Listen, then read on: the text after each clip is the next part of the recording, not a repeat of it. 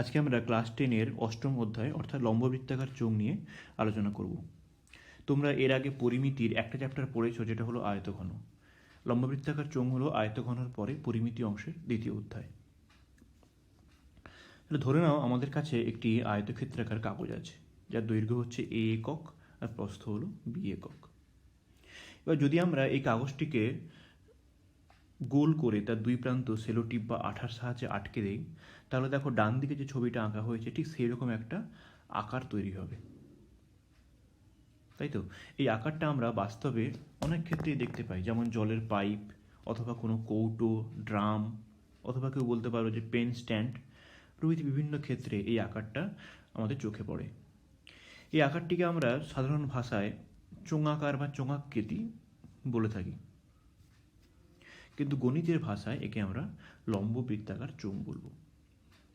এবার একে লম্ববৃত্তাকার চোঙ আমরা কেন বলবো সেটা আমি আসছি। তাহলে দেখো, কাগজটিকে গোল করার ফলে যে চোঙের মতন আকারটা তৈরি হলো, তার একটা বিশেষ বৈশিষ্ট্য হলো ওই চোঙের উপরের ও নিচের অংশ দুটি কিন্তু বৃত্তাকার, তাই তো? মানে চোঙের উপরের অংশ ও নিচের অংশে দুটি বৃত্ত তৈরি হয়েছে। তাহলে সেই বৃত্তের ব্যাসার্ধকে আমরা আর হিসেবে ধরতে পারি। তাহলে আমরা ধরে নিচ্ছি ওই বৃত্তাকার অংশ দুটি সমান মাপের, আমরা তাদের ব্যাসার্ধ একই হবে। আমি ধরলাম ওদের ব্যাসার্ধ হচ্ছে আর, আর একক। তাহলে দেখো, এই নিচের যে বৃত্তটা সেটাই হচ্ছে প্রকৃতপক্ষে চোঙের ভূমি, তাই তো? সেই জন্য এই আরকে বলা হয় চোঙের ভূমির ব্যাসার্ধ। ঠিক আছে, এর সঙ্গে দেখো চোঙের একটা উচ্চতা থাকবে, তাই তো? চোঙটা কতটা হাইট হতে পারে সেটা বিভিন্ন চোঙের ক্ষেত্রে বিভিন্ন রকম হয়। আমি ধরে নিচ্ছি সাধারণ উচ্চতা হলো এক্ষেত্রে চোঙটা যেটা পেলাম তার উচ্চতা হচ্ছে এইচ।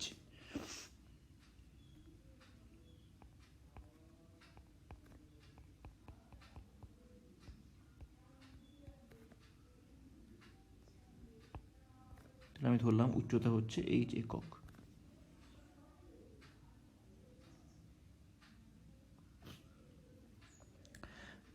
দেখো, এইচ আর আর আঁকার ফলে একটা জিনিস লক্ষ্য করো, এক্ষেত্রে চোঙের উচ্চতা চোঙের ভূমির সঙ্গে কেমনভাবে আছে, লম্বভাবে আছে। অর্থাৎ এই যে কোণটা পেলাম আমরা, এটা যদি একটু সোজা করে নেই, এই কোণটা অ্যাকচুয়ালি কত হবে? 90 ডিগ্রি।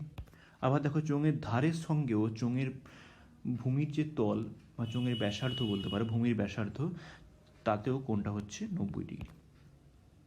ঠিক আছে, তার মানে অ্যাকচুয়ালি চোঙের উচ্চতা চোঙের ভূমির তলের সঙ্গে লম্বভাবে অবস্থিত, আর চোঙের উপরের এবং নিচের অংশ হলো বৃত্তাকার। তাহলে চোঙের উপরে ও নিচের অংশে বৃত্তাকার থাকে বলে এবং চোঙটির উচ্চতা তার ভূমির সঙ্গে লম্বভাবে থাকে বলে চোঙটিকে লম্ব বৃত্তাকার চোঙ বলা হয়। আমরা যেসব চোঙ নিয়ে আলোচনা করব সব ক্ষেত্রে আমরা ধরে নিব যে চোঙের উচ্চতা কিন্তু ভূমির ব্যাসার্ধের সঙ্গে বা ভূমির সঙ্গে লম্বভাবে আছে। কেউ যদি এরকম ধরনের একটা চোঙ ধরো,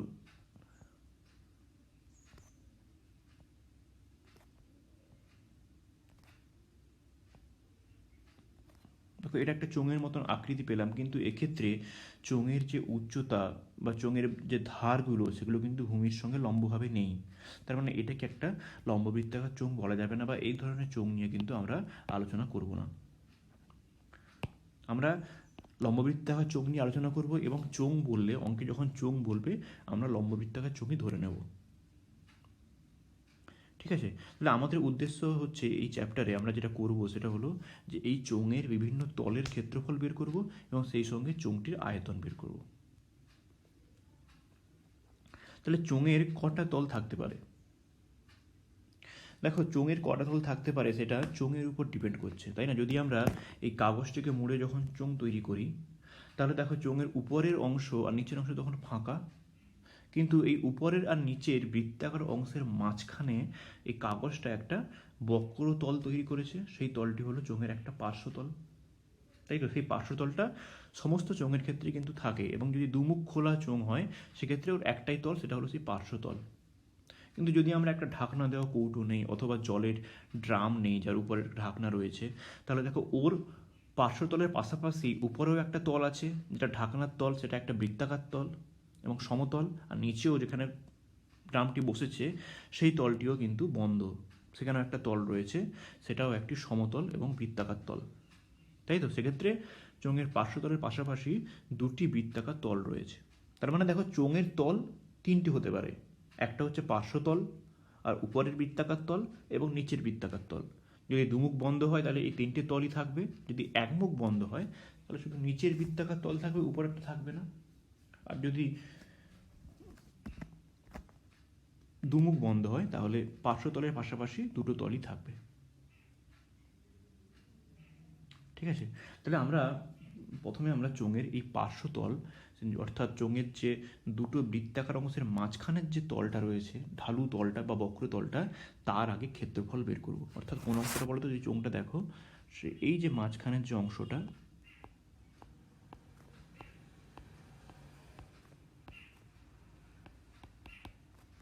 এই অংশটা আমরা ক্ষেত্রফল বের করার চেষ্টা করব। তাহলে কী করে পেতে পারি? তাহলে দেখো, একটা জিনিস মনে রাখবে, চোঙের যখন ক্ষেত্রফল বা আয়তনের সূত্র পাবো আমরা, সেক্ষেত্রে সব ক্ষেত্রেই দুটো জিনিস আমরা জানি। কী কী জিনিস জানি? এক হচ্ছে চোঙের ভূমির ব্যাসার্ধ, বৃত্তাকার ভূমির ব্যাসার্ধ, যেটাকে আমরা আর ধরে নিয়েছি, আর হচ্ছে চোঙের উচ্চতা, আর আর এইচ, এই দুটোকে কাজে লাগিয়ে কিন্তু আমরা সমস্ত সূত্রগুলো বের করব। ঠিক আছে, তাহলে আমরা প্রথমেই ধরে নিচ্ছি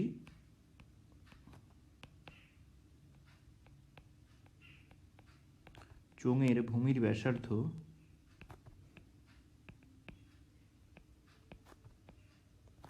আর একক এবং উচ্চতা এইচ একক।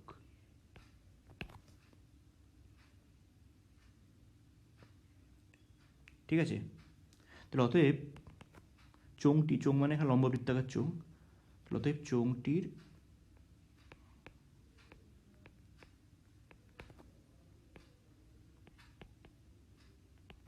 পার্শ্বতলের ক্ষেত্রফল, অর্থাৎ পাশের যে তলটি আছে তার ক্ষেত্রফল কত হবে। এটা আমি কী করে পাবো? দেখো, এখানে এই ছবিটা আমি যে দুটো ছবি এঁকেছি, প্রথমেই দেখতে পাচ্ছ যে একটা কাগজ ছিল, সেই কাগজটাকে গোল করার ফলে এই চোঙটা তৈরি হয়েছে, তাই তো? সেই কাগজটা গোল হয়ে কিন্তু প্রকৃতপক্ষে চোঙের পার্শ্বতল তৈরি করেছে, তাই তো? কারণ চোঙের উপরের নিচের অংশ তো ফাঁকা, তাই তো? তার মানে কাগজটা চোঙের ঠিক এই বক্রতলটাতেই রয়েছে। তার মানে এই কাগজের ক্ষেত্রফল যা হবে, এই যে এ একক আর বি একক দৈর্ঘ্য প্রস্থ দেওয়া যে কাগজটি আমরা পেয়েছি, দৈর্ঘ্য এ একক, প্রস্থ বি একক, তার ক্ষেত্রফল যা হবে, চোঙের পার্শ্বতলের ক্ষেত্রফল ঠিক তাই হবে, তাই তো? তাহলে কাগজটির ক্ষেত্রফল কত? কাগজটির ক্ষেত্রফল হচ্ছে, যেহেতু আয়তক্ষেত্রাকার, তাহলে এ ইন্টু বি, দৈর্ঘ্য গুণিত প্রস্থ বর্গ একক। এবার দেখো, যখন কাগজটিকে আমরা গোল করছি তখন এই দৈর্ঘ্য এটা কিন্তু চোঙের ওই বৃত্তাকার অংশ দুটি তৈরি করছে, তাই তো? তার মানে এই যে বৃত্তাকার অংশ দুটি পেয়েছি, এই উপরের একটা অংশ বৃত্তাকার অংশ, আর নিচের যেটা ভূমি চোঙের বা বৃত্তাকার ভূমি, এই দুটোই কিন্তু একই আকারের বৃত্ত এবং এদের ব্যাসার্ধ সমান বা সব কিছু হতে সমান। তার মানে দেখো, এই বৃত্তাকার অংশ দুটি তৈরি করেছে ওই কাগজের দৈর্ঘ্য। তার মানে এই বৃত্তের পুরো গোল হয়ে ঘুরে আসতে যতটা পথ অতিক্রম করতে হয়, অর্থাৎ বৃত্তের পরিধি, সেই বৃত্তের পরিধির সঙ্গে কী হবে? কাগজটির দৈর্ঘ্য সমান হবে, তাই তো? এবার বৃত্তের ব্যাসার্ধ আমি আর ধরেছি, তাহলে পরিধি কত হয়? পরিধি হয় 2πr। তার মানে এ সমান হবে এক্ষেত্রে 2πr। তাহলে আমরা লিখতে পারি, দেখো, এর জায়গায় লিখতে পারি 2πr। আর কাগজের প্রস্থ যেটা, সেটা কি করেছে? চোঙের উচ্চতা তৈরি করেছে। দেখো, কাগজের এই প্রস্থটাই কিন্তু গোল করার ফলে চোঙের হাইট হয়ে গেছে, তাই তো? তার মানে বি এর জায়গায় আমি চোঙের উচ্চতা এইচ বসাতে পারি, তাহলে 2πr ইন্টু এইচ বর্গ একক সমান হচ্ছে 2πrh বর্গ একক। ঠিক আছে, তাহলে যে কোনো চোঙের পার্শ্বতলের ক্ষেত্রফল কত হবে? 2πrh বর্গ একক। এটা খুব ভালো করে মনে রাখবে, অনেক অঙ্কে কাজে লাগবে। যেখানে আরটা কি? আর হচ্ছে বৃত্তাকার ভূমির ব্যাসার্ধ, আর এইচ হচ্ছে চোঙের উচ্চতা। এবার নেক্সট যেটা আসবো, লম্ব বৃত্তাকার চোঙের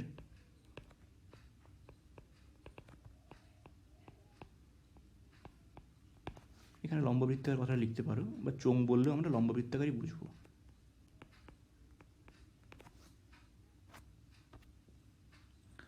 লম্ববৃত্তাকার চোঙের সমগ্র তলের ক্ষেত্রফল। এখানে একটা জিনিস মাথায় রাখবে, চোঙ বলতে এক্ষেত্রে আমি নিরেট চোঙ মানে যা দুমুখ বন্ধ, অথবা লিখতে পারি দুমুখ বন্ধ চোঙের সমগ্র তলের ক্ষেত্রফল।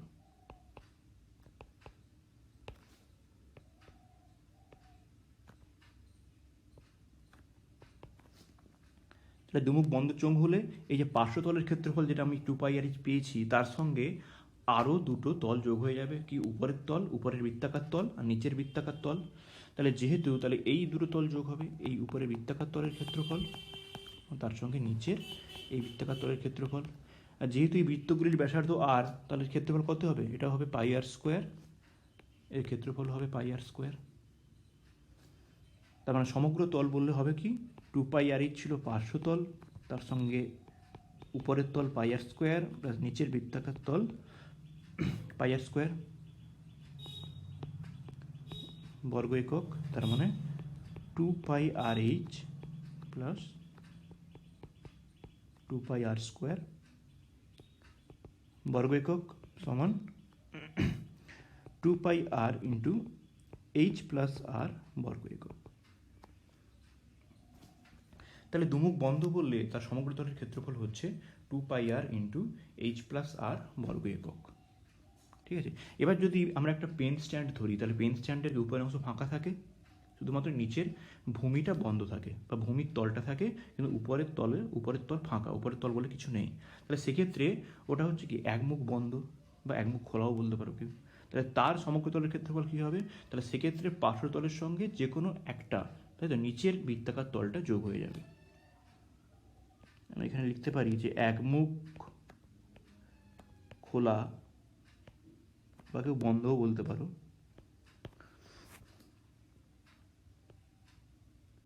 লম্ববৃত্তাকার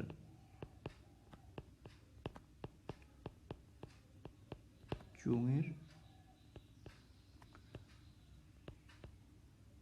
সমগ্র তলের ক্ষেত্রফল। তাহলে পার্শ্বতল ছিল 2πrh প্লাস πr²। ঠিক আছে, তাহলে দেখো এই তিনটি সূত্র পেলাম ক্ষেত্রফলের ক্ষেত্রে। তিনটি সূত্র খুব ভালো করে মনে রাখবে, এই সূত্রগুলি দিয়ে আমরা অঙ্কগুলো করব। তাহলে প্রথম যে সূত্রটি পেলাম সেটা হচ্ছে পার্শ্বতলের ক্ষেত্রফল 2πrh বর্গ একক, সমগ্র তলের ক্ষেত্রফল হবে লম্ববৃত্তাকার চোঙ দুমুখ বন্ধ বা নিরেট বলে, সমগ্র তলের ক্ষেত্রফল হচ্ছে 2πr ইন্টু h প্লাস আর বর্গ একক। আর যদি বলে দেয় একমুখ খোলা বা একমুখ বন্ধ, তাহলে হবে 2πrh প্লাস πr² বর্গ একক। ঠিক আছে, তাহলে এই ক্ষেত্রফল কখন কাজে লাগবে?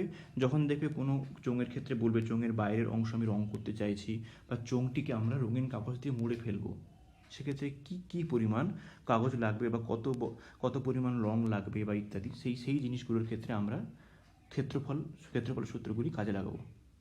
ঠিক আছে, এবার নেক্সট ধরো আমাদের কাছে দুটি চোঙ আছে, দুটি চোঙের সাইজ সামান্য ছোট বা বড়। এবার কেউ বললো যে কোন চোঙটিতে কী পরিমাণ জল ধরবে, বা কোনটিতে বেশি ধরবে বা কোনটিতে কম জল ধরবে, আমরা কী করে বুঝবো? তাহলে দুটি চোঙের মধ্যে কোনটিতে বেশি জল ধরবে বা কম ধরবে সেটা ঠিক করে দেয় ওই চোঙের আয়তন। যে চোঙটির আয়তন বেশি হবে তাতে কী হবে? তাতে বেশি পরিমাণ জল ধরবে। তাহলে চোঙের আয়তন আমরা কি করে পাবো? তাহলে যদি আমরা এই ধরনের একটা চোঙ আঁকি,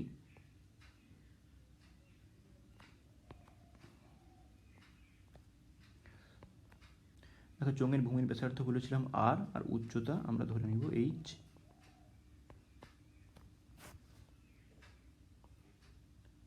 তাহলে চোঙটির আয়তন হবে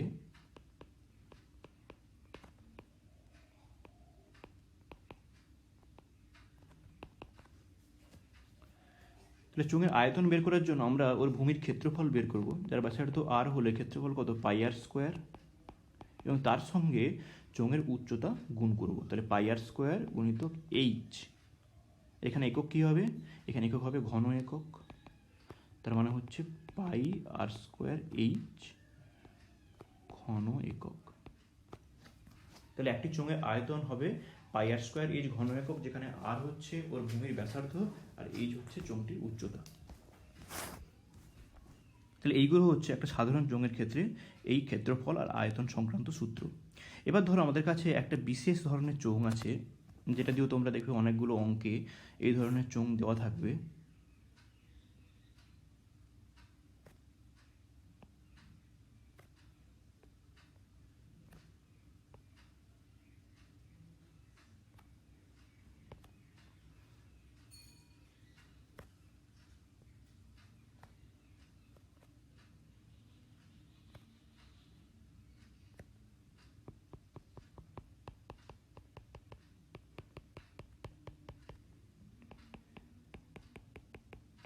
দেখো এরকম একটা চোঙ আঁকছি আমরা।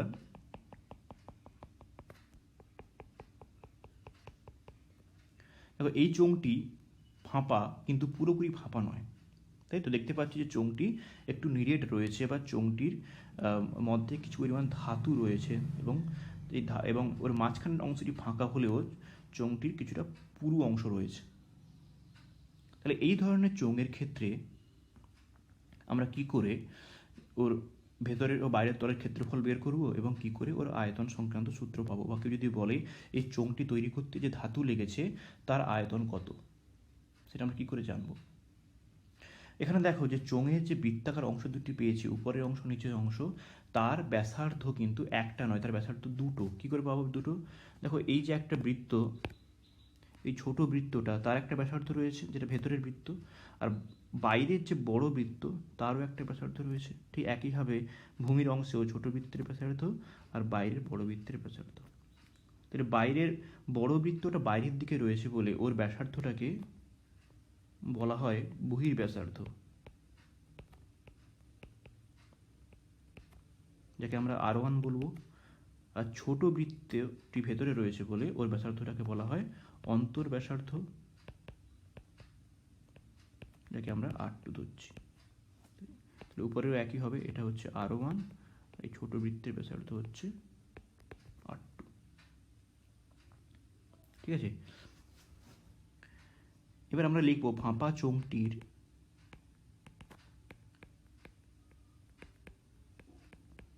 যদি বলে ফাঁপা চোঙটির বাইরের পার্শ্বতল এবং ভেতরের পার্শ্বতল রং করতে কি পরিমাণ খরচ হবে বা ইত্যাদি। তাহলে রং করা মানেই হচ্ছে ও তলের ক্ষেত্রফল আমাদেরকে বের করতে হবে। তাহলে ফাঁপা চোঙটির বাহিরের ও ভেতরের পার্শ্বতলের, আমি কিন্তু উপরের তলগুলো নিচ্ছি না, শুধুমাত্র বাইরের তলটা নিচ্ছি আর ভেতরের যে সাইডে যে তলটা রয়েছে সেগুলো নিচ্ছি, পার্শ্বতলের ক্ষেত্রফল। দেখো যখন আমি বাইরের পার্শ্বতল নিব, আমরা সূত্র পড়েছি পার্শ্বতলের ক্ষেত্রফল কি হয় 2πr/h, কিন্তু যখন আমি এখানে বাইরের নিব তখন কিন্তু আমি বহির ব্যাসার্ধটা কনসিডার করব। তাহলে বহির ব্যাসার্ধ এখানে কি আছে R1, তাহলে আমি নিব 2πr1 × h। আর ভেতরে নিলে আমরা ভেতরের বৃত্তের ব্যাসার্ধটা নিব, তার মানে প্লাস 2πr2 × h। ক্ষেত্রফল যেহেতু বর্গ একক, তার মানে 2π কমন নিলে 2πr1 + r2h বর্গ একক। তার মানে ফাঁপা চোঙটির বাইরের ও ভেতরের পার্শ্বতলের মোট ক্ষেত্রফল বা পার্শ্বতলের ক্ষেত্রফল 2πr1 + r2 × h, 2π × r1 + r2 ব্র্যাকেটের মধ্যে × h। ঠিক আছে, এবার যদি বলে এই ফাঁপা চোঙটির যার বহির্ব্যাসার্ধ এবং অন্তর্ব্যাসার্ধ দেওয়া থাকবে বা বলে দেওয়া থাকবে এত সেন্টিমিটার পুরু বা ইত্যাদি, তার সমগ্র তলের ক্ষেত্রফল কত। তাহলে সমগ্র তল বললে দেখো এই বাইরের আর ভেতরের পার্শ্বতলের সঙ্গে এই যে দুটো বৃত্তের যে মাঝখানের যে তলটা, যে অংশটা কিন্তু ধাতু দিয়ে ভরাট করা আছে বা পুরু অংশ, তারও ক্ষেত্রফল কিন্তু আমাদের বের করতে হবে। এই মাঝখানের যে দুটো বৃত্তের মাঝখানের অংশের ক্ষেত্রফলও বের করতে হবে। তাহলে দুটো বৃত্তের মাঝখানের এই অংশটার ক্ষেত্রফল কি করে পাবো? ক্ষেত্রফল পাওয়ার জন্য আমরা কি করবো, বাইরের বৃত্তের ক্ষেত্রফল থেকে ভেতরের বৃত্তের ক্ষেত্রফল বাদ দিয়ে দিব, তাহলে পেয়ে যাবো। তাহলে এটার বাইরের বৃত্তের ক্ষেত্রফল কত হবে, πr1², যেহেতু বাইরের বৃত্তের ব্যাসার্ধ হচ্ছে R1, বহির ব্যাসার্ধ R1, আর ভেতরের বৃত্তের πr2²। তার মানে এই যে অংশটা দুটো বৃত্তের মাঝের যে অংশটা, যে অংশটা পুরু আছে চোঙের ক্ষেত্রে, তার ক্ষেত্রফল হবে πr1² - πr2²। তার মানে কমন নিলে পাইটা r1² - r2²। মানে এটা হয়ে যাবে, এটাও একই, নিচেও পাই r1 square minus r2 square. তাহলে ফাঁপা চোঙটির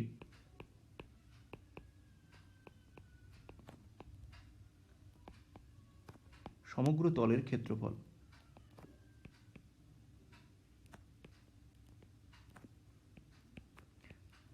তাহলে ভেতরের ও বাইরের পার্শ্বতলের ক্ষেত্রফল আমরা আগে বের করেছি, 2 পাই r1 প্লাস r2h প্লাস ওই দুটো বৃত্তের মাঝের অংশ দুটির ক্ষেত্রফল। তার মানে উপরের অংশে হচ্ছে পাই r1 square minus r2 square, ঠিক একইভাবে নিচেও পাই r1 square minus r2 square বর্গ একক। তার মানে 2 পাই r1 plus r2 into H plus এই দুটো যোগ করলেও 2 পাই হবে, 2 পাই r1 square minus r2 square বর্গ একক। তাহলে দেখো এটাই হচ্ছে ফাঁপা চোঙটির সমগ্র তলের ক্ষেত্রফলের সূত্র। আর একটা সূত্র আছে যেটা হচ্ছে চোঙটির আয়তন কি করে পাবো, এই ফাঁপা চোঙটির আয়তন কি করে পাবো, যদি বলে দেয় যে ফাঁপা চোঙটির মধ্যে কি পরিমাণ ধাতু আছে তার আয়তন বের করো, তাহলে সেক্ষেত্রে আমাকে ফাঁপা চোঙটির যে পুরো নিচের ভূমির যে পুরো অংশটি, মানে মাঝখানের অংশটি, তার ক্ষেত্রফল বের করতে হবে। অর্থাৎ যদি এইভাবে আমরা আরেকবার আঁকি ছবিটা বোঝার জন্য আঁকছি, তাহলে দেখো এই যে অংশটা দুটো বৃত্তের মাঝখানের অংশ, এর ক্ষেত্রফল বের করতে হবে এবং এর ক্ষেত্রফলকে আমি কি করব, চোঙটির উচ্চতা এইচ দিয়ে গুণ করব। ঠিক আছে, তাহলে এর ক্ষেত্রফল কী হবে, আমি বাইরেরটা ধরেছিলাম r1, ভেতরেরটা r2, ঠিক আগের মতন। এই মাঝখানের অংশের ক্ষেত্রফল পাই r1 square minus r2 square. তাহলে ফাঁপা চোঙটিতে